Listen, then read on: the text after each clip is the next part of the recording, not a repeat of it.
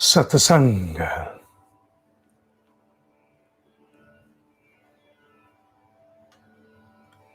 अध्यात्म के पथ पर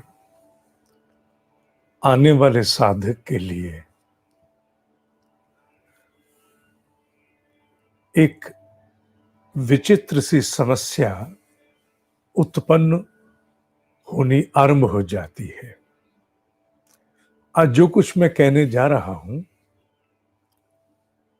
उसका उल्लेख किसी ग्रंथ में नहीं है। अनुभव से जो कुछ भी कहा जाए वो मेरे व्यक्तिगत अनुभव से है, किसी ग्रंथ का उल्लेख नहीं है। कल के सत्संग के विषय को हम कुछ दिन आगे अब निरंतर बढ़ाएंगे।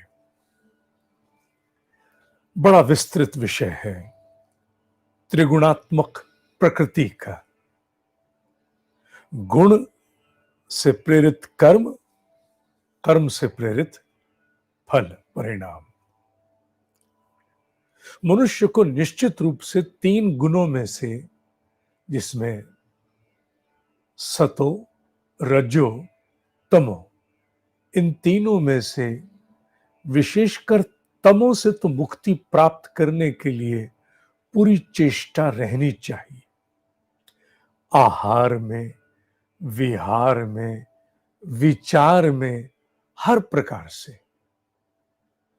पर अध्यात्म पथ के साधक को एक लंबे समय तक बड़ी सजगता और बुद्धिमता से अपने रजो को संभाल कर, अर्थात रजो गुण, रजस, रजस माने एक्शन, रजस माने एक्टिविटी, काइनेटिक्स, रजो माने उग्रता भी कह सकते हो, उसे संभाल कर रखना आवश्यक है।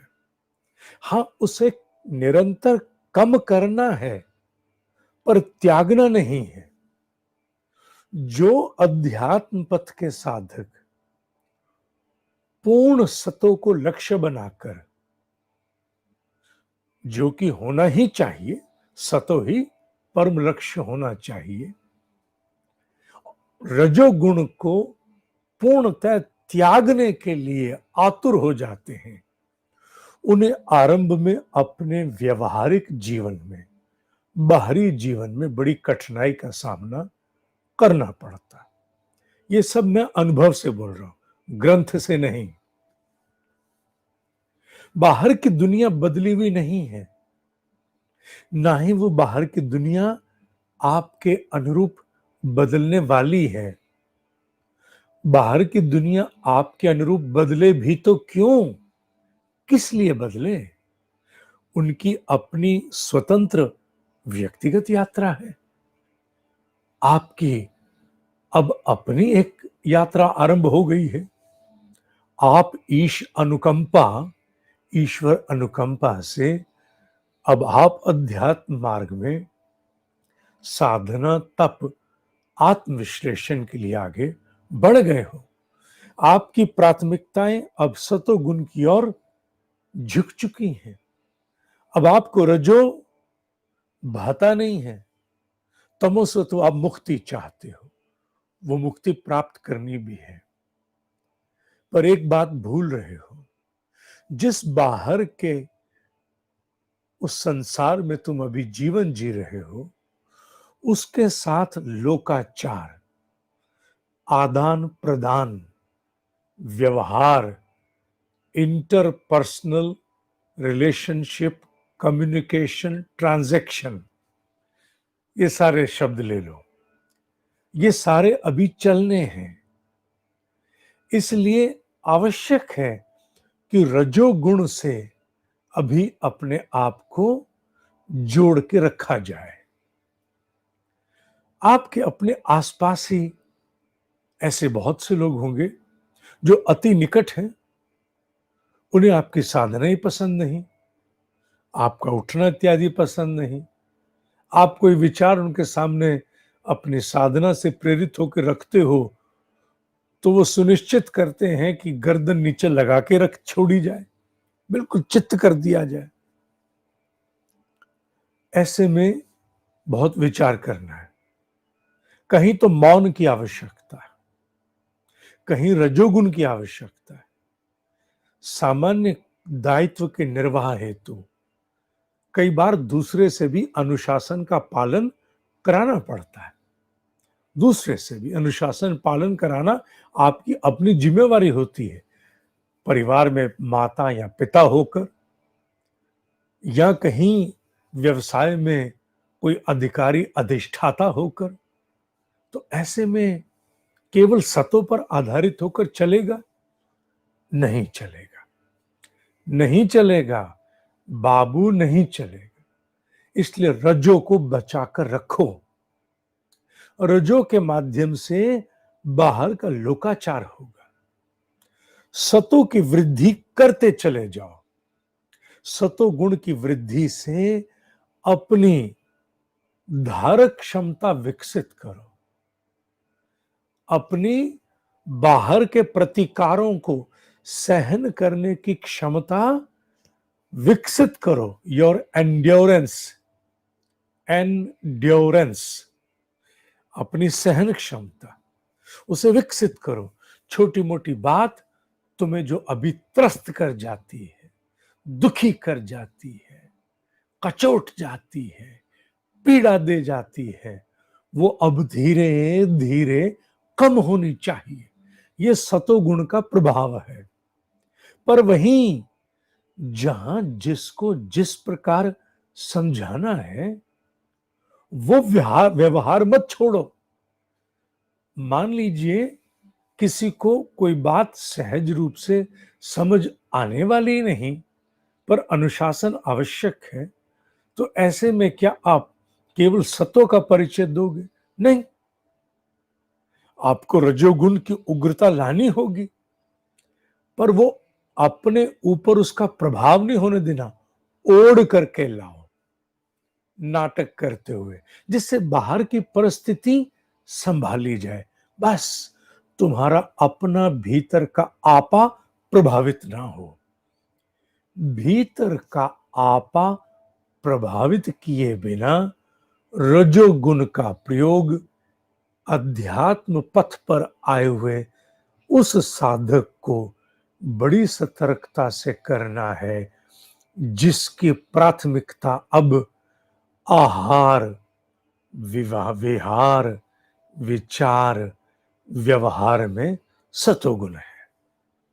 उसे रजोगुण का मसाला बचा के रखना है।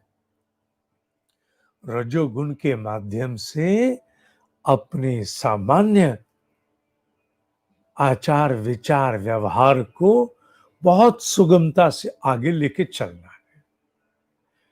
पिटना नहीं है केवल। जो सतोगुणी केवल पिटने के लिए सतोगुणी हुए, ऐसे सतोगुणी के साथ ये अध्यापक नहीं खड़ा है। न मैं उस स्कूल, उस कक्षा को उचित नहीं मानता जो सतोगुणी तो हो पर पिटने के लिए हो।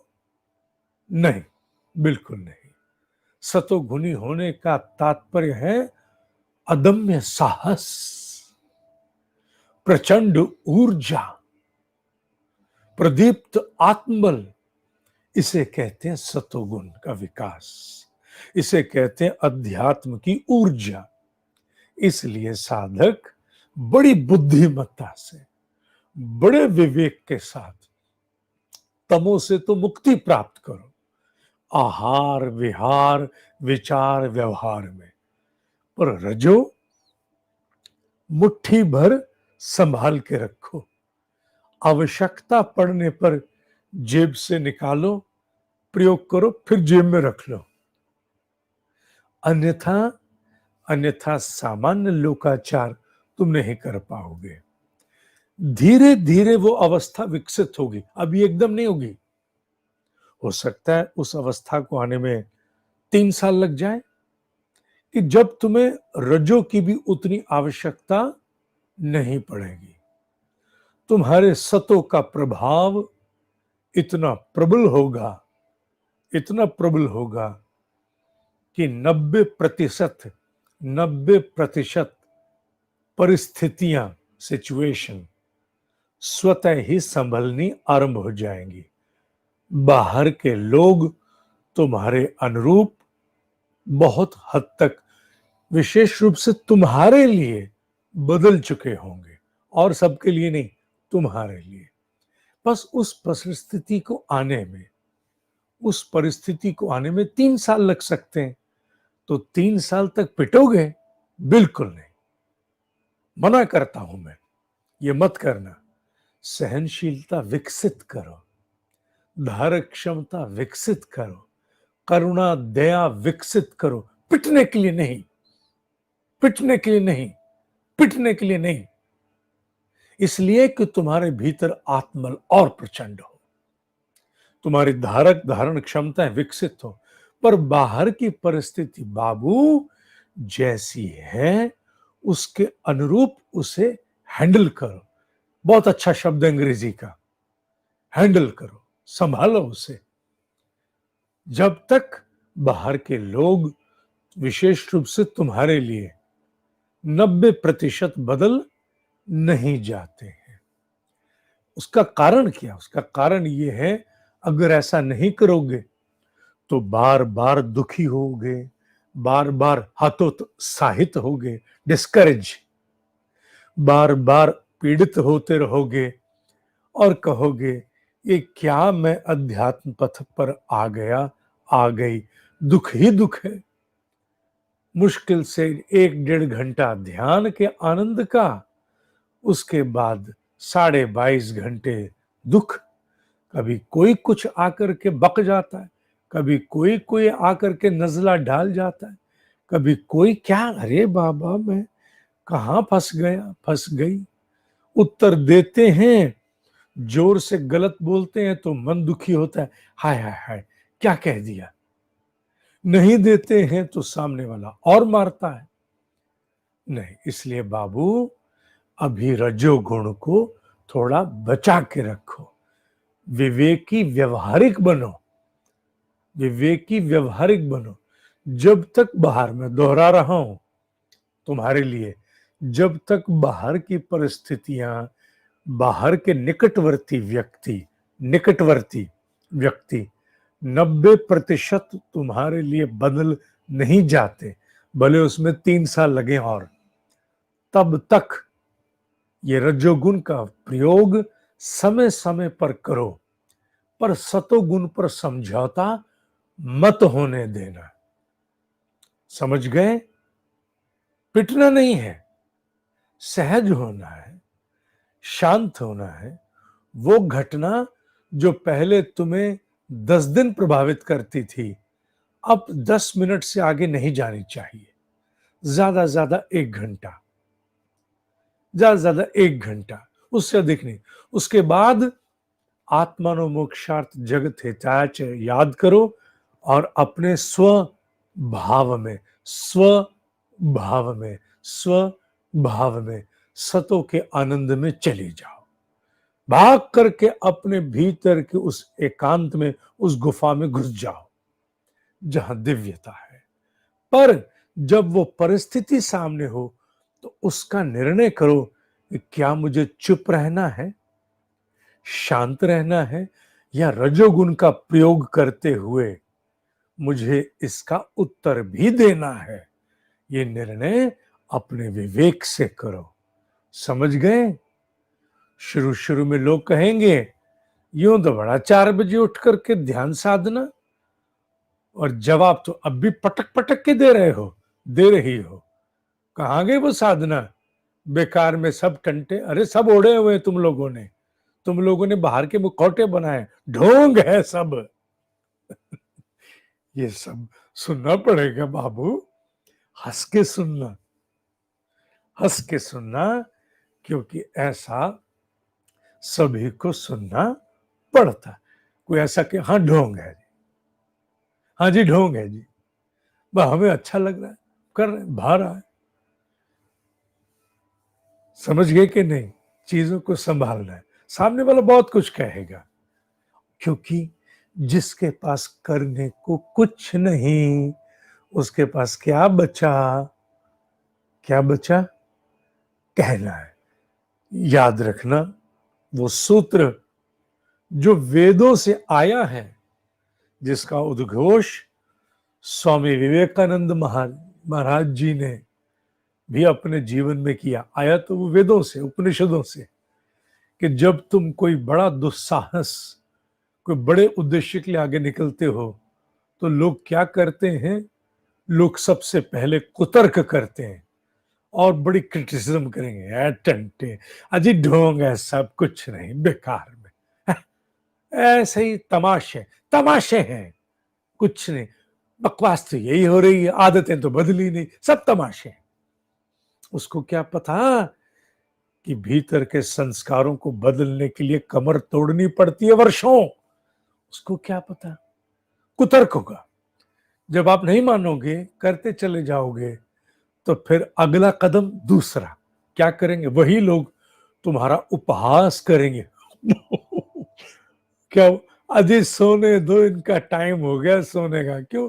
अजी सुबह इनकी इंतजार करता है, 4 बजे भगवान बैठ के इनकी बाट जोता है, इन्हीं के लिए तो बैठा है वो भगवान, इन्हीं के लिए तो बैठा है सुबह सुबह 4 बजे। उपहास करेंगे। तुम नहीं माने, साधना पर चलते रहे, और उन्होंने देखा कि नहीं यार, इतना समय हो गया और साधना चल रही है, परिवर्तन भी दिख रहे हैं भले कुछ कुछ, तो फिर क्या करेंगे? चुप होना शुरू हो जाएंगे। समर्थन देंगे, पर मौन समर्थन।